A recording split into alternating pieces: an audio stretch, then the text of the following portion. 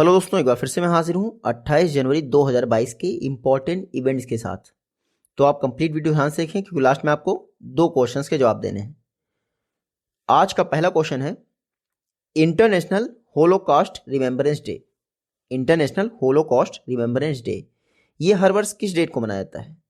तो ये मनाया जाता है आपका 27 जनवरी को। कब? 27 जनवरी को। तो हर वर्ष 27 जनवरी को इंटरनेशनल होलोकॉस्ट रिमेम्बरेंस डे मनाया जाता है। देख लेते हैं। हर वर्ष 27 जनवरी को इंटरनेशनल होलोकॉस्ट रिमेम्बरेंस डे मनाया जाता है। इस बार थीम क्या है 2022 में इसका? तो थीम है मेमोरी, डिग्निटी एंड जस्टिस। तो थीम याद रखिएगा, इंटरनेशनल होलोकॉस्ट रिमेम्बरेंस डे का थीम क्या है? Memory, dignity and justice. अच्छा, ये इंटरनेशनल होलोकॉस्ट रिमेम्बरेंस डे ये 27 जनवरी को मनाया क्यों जाता है? क्योंकि जो द्वितीय विश्व युद्ध हुआ था, सेकेंड वर्ल्ड वॉर हुआ था, उस दौरान हिटलर द्वारा कई सारे यहूदी लोगों को एक छोटे से कमरे में बंद कर दिया गया था, जिससे सैकड़ों हजारों यहूदियों की मौत हो गई थी दम घुटने से। इसीलिए इस दिन को इंटरनेशनल होलोकॉस्ट रिमेम्बरेंस डे के तौर पर मनाया जाता है। यूनाइटेड नेशन द्वारा 2005 में कहा गया कि हर वर्ष 27 जनवरी को इंटरनेशनल होलोकॉस्ट रिमेम्बरेंस डे मनाएंगे। बाकी यूनाइटेड नेशन के विषय में पता है 24 अक्टूबर 1945 को यूनाइटेड नेशन की स्थापना हुई। हेडक्वार्टर कहाँ है इसका? न्यूयॉर्क में इसका हेडक्वार्टर है। और सेक्रेटरी जनरल कौन है? तो एंटोनियो गुतेरेस पोर्चुगल के हैं, वो सेक्रेटरी जनरल हैं। नेक्स्ट क्वेश्चन है, हाल ही में एक ज्वाइंट मैरीटाइम एक्सरसाइज हुई है पश्चिम लहर। इसको इंडियन नेवी की वेस्टर्न नेवल कमांड द्वारा कंडक्ट किया गया है। ये वेस्टर्न नेवल कमांड का हेडक्वार्टर कहाँ है?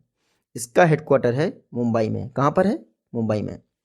ये देख लीजिए, इंडियन नेवी की पश्चिमी कमांड वेस्टर्न नेवल कमांड द्वारा पश्चिम लहर मैरीटाइम एक्सरसाइज कंडक्ट की गई। कहाँ पर? वेस्ट कोस्ट पर, पश्चिमी कोस्ट पर। तो यानी अरब सागर में ये पश्चिम लहर एक्सरसाइज कंडक्ट की गई है। तो 20 दिनों तक चलेगी ये पश्चिम लहर एक्सरसाइज। क्या होगा?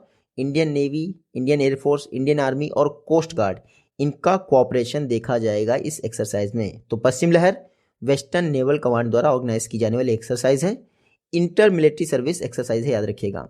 वेस्टर्न नेवल कमांड का हेडक्वार्टर है मुंबई में।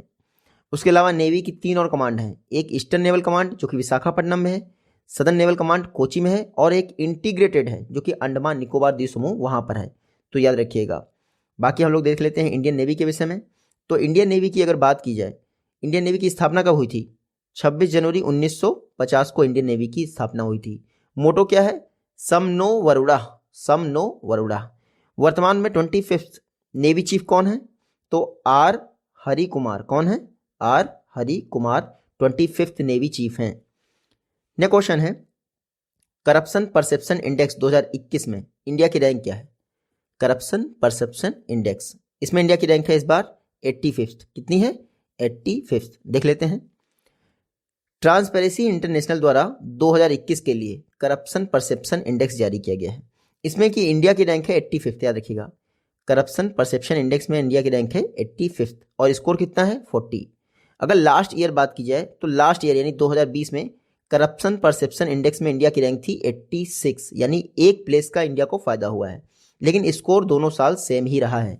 तो भ्रष्टाचार निवारण सूचकांक, इंडिया के रैंक इस बार 85 है, लास्ट ईयर 86 थी। अच्छा, ये करप्शन परसेप्शन इंडेक्स को टॉप किसने किया है? डेनमार्क ने टॉप किया है, फिनलैंड आया है सेकंड पे, और थर्ड है न्यूजीलैंड। इतना याद रखिएगा। पूरा विश्व जो है उसका ग्लोबल एवरेज स्कोर क्या है करप्शन परसेप्शन इंडेक्स में? 10 वर्षों से चेंज नहीं हुआ है, याद रखिएगा 43 है। इसीलिए मैं पढ़ा रहा हूं क्योंकि global average score corruption perception index का हमेशा 43 रहा है लास्ट 10 ईयर्स से। तो इसको कौन जारी करता है करप्शन परसेप्शन इंडेक्स को? Transparency international. जो ट्रांसपेरेंसी इंटरनेशनल है वो एक इंटर गवर्नमेंटल ऑर्गेनाइजेशन है। 1993 में ट्रांसपेरेंसी इंटरनेशनल की स्थापना हुई थी। हेडक्वार्टर कहाँ है इसका? बर्लिन, जर्मनी में ट्रांसपेरेंसी इंटरनेशनल का हेडक्वार्टर है। नेक्स्ट क्वेश्चन है, 2022 में पूरे विश्व में मोस्ट वैल्यूएबल ब्रांड कौन सा रहा है? तो हमेशा की तरह एप्पल ने टॉप किया है जी। एप्पल विश्व का मोस्ट वैल्यूएबल ब्रांड रहा है। देखिए, मार्केट कैपिटल के हिसाब से, मार्केट वैल्यू के हिसाब से डिसाइड होता है। तो जितने शेयर होते हैं मल्टीप्लाई बाई मार्केट प्राइस, तो वो होता है मोस्ट वैल्यूएबल ब्रांड। तो हमेशा की तरह एप्पल रहा है टॉप पोजीशन पे। इसके अलावा बहुत इंपॉर्टेंट फैक्ट याद रखिएगा, ब्रांड फिनांस इसके द्वारा ग्लोबल 500 की रिपोर्ट जारी की गई है। विश्व के ग्लोबल 500 वैल्यूएबल ब्रांड की लिस्ट जारी की गई है, जिसको टॉप किया है एप्पल ने। तो ब्रांड फिनांस की इस रिपोर्ट को टॉप किया है एप्पल ने। एप्पल की वैल्यू कितनी है? 355.1 बिलियन डॉलर। कितनी है? 355.1 बिलियन डॉलर। तो हाईएस्ट ब्रांड वैल्यू है एप्पल की ब्रांड फिनांस ग्लोबल 500 रैंकिंग में। अच्छा, वर्ल्ड का फास्टेस्ट ग्रोइंग ब्रांड कौन बन गया है? टिकटॉक। वैसे तो इसकी रैंक 18th है, लेकिन विश्व का फास्टेस्ट ग्रोइंग ब्रांड है टिकटॉक, इतना याद रखिएगा। अच्छा, इंडिया का मोस्ट वैल्यूएबल ब्रांड कौन सा है? टाटा ग्रुप। टाटा ग्रुप सिर्फ इंडिया का ही नहीं, साउथ एशिया का भी मोस्ट वैल्यूएबल ब्रांड है और एकमात्र ब्रांड है जिसको टॉप 100 में जगह मिली है।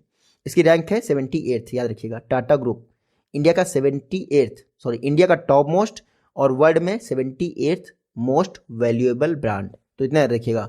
ग्लोबल फिनांस द्वारा ये ब्रांड फिनांस द्वारा ये रिपोर्ट जारी की जाती है मोस्ट वैल्यूएबल ब्रांड की। नेक्स्ट क्वेश्चन है a little book of India. ये बुक किसने लिखी है? तो जाने माने राइटर है रस्किन बॉन्ड। रस्किन बॉन्ड की बुक है a little book of India. ये है रस्किन बॉन्ड, ठीक है, इनकी ये बुक है a little book in India. Ruskin Bond द्वारा a little book of India लिखी गई है। A little book of India किसने लिखी है? रस्किन बॉन्ड ने लिखी है। 84 वर्षों से इस देश में रह रहे हैं, इसको घर की तरह रखा है इन्होंने। तो अ little book of India Ruskin bond की बुक है, बस इतना याद रखिएगा। रस्किन बॉन्ड की पहली बुक बहुत पूछी जाती है। तो रस्किन बॉन्ड की पहली बुक आई थी मात्र 17 वर्षों की एज में 1957 में। रस्किन बॉन्ड की पहली बुक का नाम क्या था? The room on the roof. The room on the roof, ये दोनों बुक याद रखिएगा। The room on the roof Ruskin bond की पहली बुक थी। अ little book of India Ruskin bond की लेटेस्ट बुक है। नेक्स्ट क्वेश्चन है इंटरनेशनल कस्टम डे। ये हर वर्ष किस डे मनाया जाता है? इंटरनेशनल कस्टम डे ये मनाया जाता है आपका 26 जनवरी को। जिस दिन हम लोग रिपब्लिक डे मनाते हैं उसी दिन इंटरनेशनल कस्टम डे मनाया जाता है। तो इंटरनेशनल कस्टम डे 26 जनवरी 26 जनवरी को मनाया गया है। थीम बहुत बड़ा है, लेकिन आप इतना याद रखिए, कस्टम्स डिजिटल ट्रांसफॉर्मेशन। क्या? कस्टम्स डिजिटल ट्रांसफॉर्मेशन, ये इंटरनेशनल कस्टम डे का थीम है। देखिए 1953 में वर्ल्ड कस्टम ऑर्गेनाइजेशन के द्वारा शुरू किया गया ये इंटरनेशनल कस्टम डे। लेकिन जब ये 1953 में वर्ल्ड कस्टम ऑर्गेनाइजेशन स्थापित हुआ था तब इसका नाम था कस्टम कोऑपरेशन काउंसिल। बाद में इसका नाम 1994 में वर्ल्ड कस्टम ऑर्गेनाइजेशन कर दिया गया। तो इसीलिए हर वर्ष 26 जनवरी को 26 जनवरी को वर्ल्ड कस्टम डे मनाया जाता है, इंटरनेशनल कस्टम डे। बात करते हैं अगर वर्ल्ड कस्टम ऑर्गेनाइजेशन की, तो इसकी स्थापना कब की गई थी? 1953 में। हेडक्वार्टर है इसका ब्रसेल्स, बेल्जियम में। वर्ल्ड कस्टम ऑर्गेनाइजेशन में 182 मेंबर हैं, याद रखिएगा। और सेक्रेटरी जनरल है कुनियो मिकुरिया है, सॉरी, अजीब सा है, मिकुरिया है, हाँ, कुनियो मिकुरिया। नेक्स्ट क्वेश्चन देख लेते हैं। हाल ही में अरमेन सरकिशन द्वारा रिजाइन कर दिया गया है अपनी पोस्ट से। ये किस कंट्री के प्रेसिडेंट राष्ट्रपति थे? अरमेन सरकिशन, ये थे आर्मेनिया के राष्ट्रपति। ये देख लीजिए आप, ये हैं अरमेन सरकिशन, नाम में ही अरमेन आता है और ये आर्मेनिया के राष्ट्रपति थे। हाल ही में रिजाइन कर दिया है अपनी पोस्ट से। क्यों रिजाइन कर दिया है? आर्मेनिया के राष्ट्रपति अरमेन सरकिशन ने रिजाइन कर दिया है अपनी पोस्ट से। इनका कहना है कि जो देश का संविधान है इनको इतनी पावर नहीं देता कि ये कुछ कर सके। तो आर्मेनिया के राष्ट्रपति अरमेन सरकिशन ने अपनी पोस्ट से रिजाइन कर दिया है। ये अरमेन सरकिशन आर्मेनिया के चौथे प्रेसिडेंट थे, बस इतना याद रखिएगा अरमेन सरकिशन का नाम। आर्मेनिया के प्राइम मिनिस्टर कौन है? Nikol Pashinyan. बात कर लेते हैं आर्मेनिया की। तो ये आप मैप में देख पा रहे होंगे, अजरबैजान के पास है आर्मेनिया। आर्मेनिया की कैपिटल क्या है? यरवेन, ये देख रहे हैं आप, यरवेन है आर्मेनिया की कैपिटल। करेंसी क्या है? ड्रैम आर्मेनिया की करेंसी है। प्राइम मिनिस्टर कौन है? निकोल पाशियान, इतना याद रखिएगा। निकोल पाशियान आर्मेनिया के प्राइम मिनिस्टर हैं। 2 दिन पहले मैंने एडिटोरियल में पढ़ाया था बुर्किना फासो में कू हो गया है, मिलिट्री कू, तख्ता पलट हो गया है। वहाँ के राष्ट्रपति कोबर को रिजाइन करना पड़ गया, ठीक है। तो आजकल तख्ता पलट बहुत हो रहा है वेस्टर्न अफ्रीका में। नेक्स्ट क्वेश्चन है रामगढ़ विषधरी वाइल्ड लाइफ सेंचुरी, इसकी स्थापना कब की गई थी? बहुत चर्चा में है इस समय। रामगढ़ विषधरी वाइल्ड लाइफ सेंचुरी हाल ही में इंडिया का 52nd टाइगर रिजर्व बनी है ये। इसकी स्थापना की गई थी 1982 में। देखिए इंडियन गवर्नमेंट द्वारा 5 टाइगर रिजर्व प्रपोज किए गए हैं, इसमें से रामगढ़ विषधरी वाइल्ड लाइफ सेंचुरी भी एक है। कुछ दिन बाद ग्लोबल टाइगर समिट होने वाली है, कहाँ पर? व्लादिवोस्तोक, रशिया में। तो इंडिया ने उससे पहले ही 5 टाइगर रिजर्व डिक्लेयर कर दिए हैं, जिसमें से रामगढ़ विषधरी वाइल्ड लाइफ सेंचुरी एक है। बाकी ये MM हिल्स है कर्नाटका में। गुरु घासीदार नेशनल पार्क जो छत्तीसगढ़ में, उसको भी डिक्लेयर कर दिया गया है। रामगढ़ विषधरी वाइल्ड लाइफ सेंचुरी तो पूरी तरह से बन गई है और इंडिया का 52nd टाइगर रिजर्व हो गई है। तो ग्लोबल टाइगर समिट होने वाली है व्लादिवोस्तोक रशिया में, इतना आपको याद रखना है। रामगढ़ विषधरी सेंचुरी 1982 में इसको वाइल्ड लाइफ सेंचुरी के तौर पर मान्यता मिली।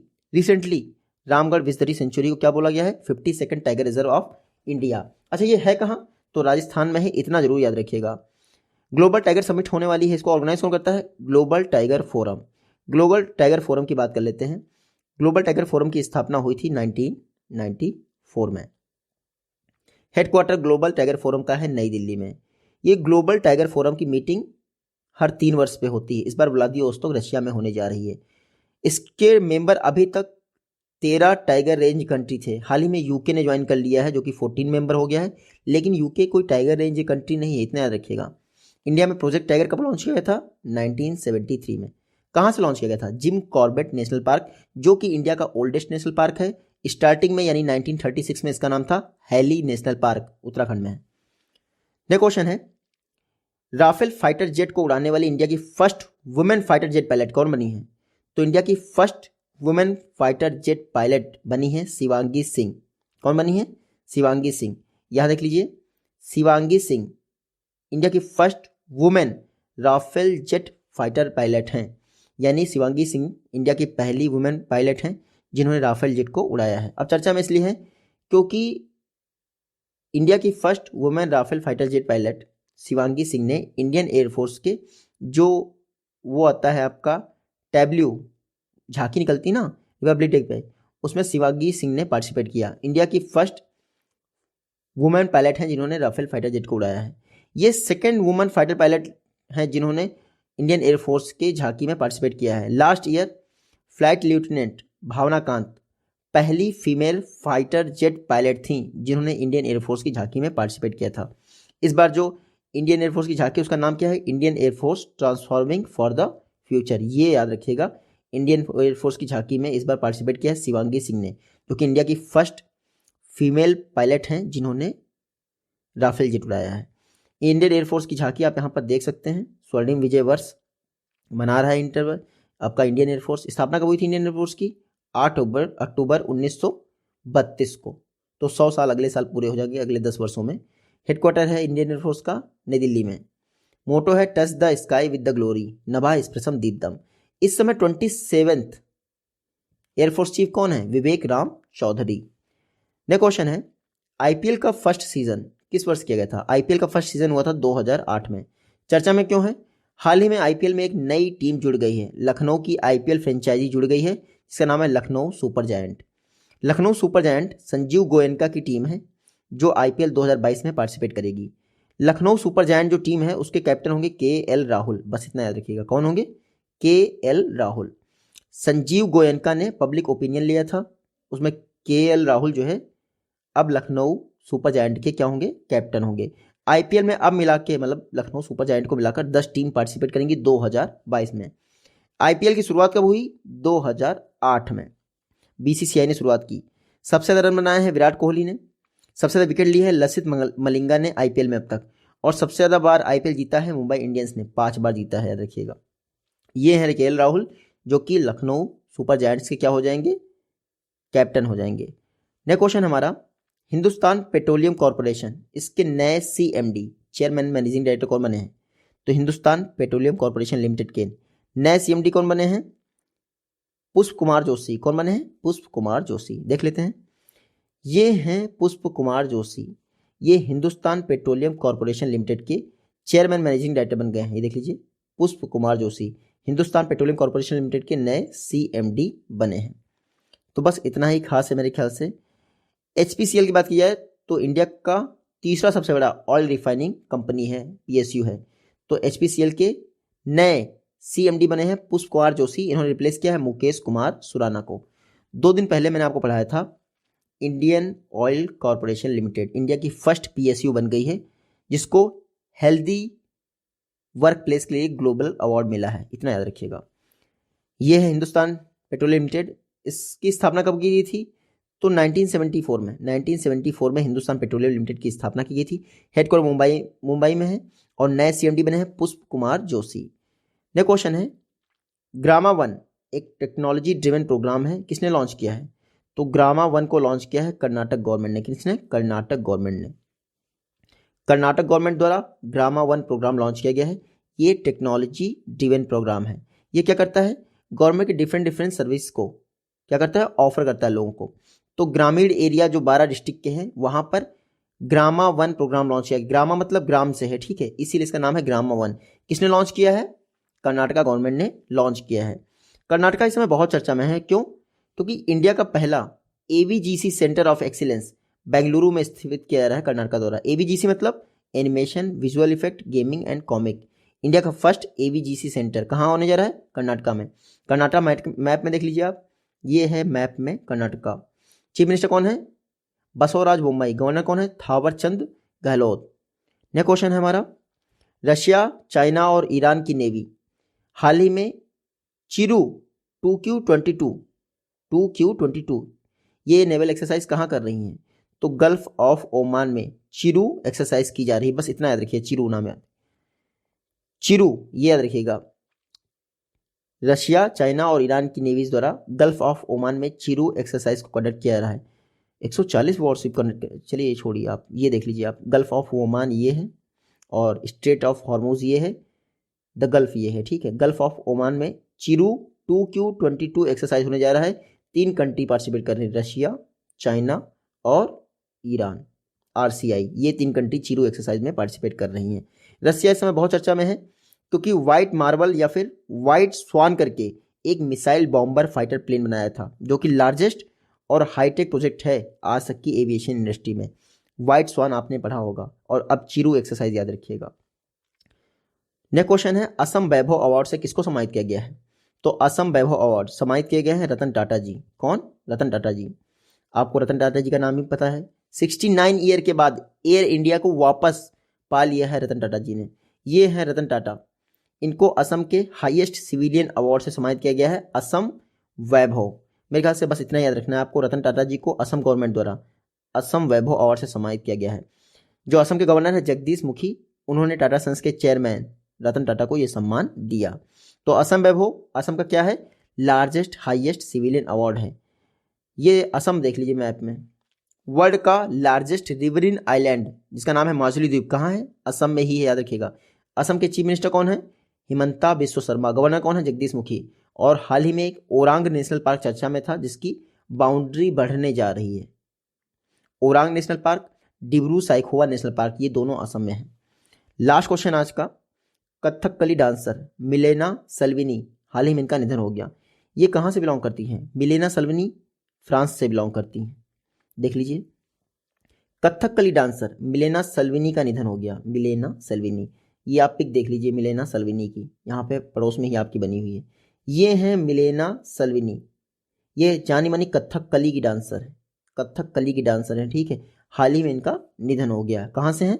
फ्रांस से। इनको 2019 में पद्मश्री मिला था, ये बहुत इंपॉर्टेंट है।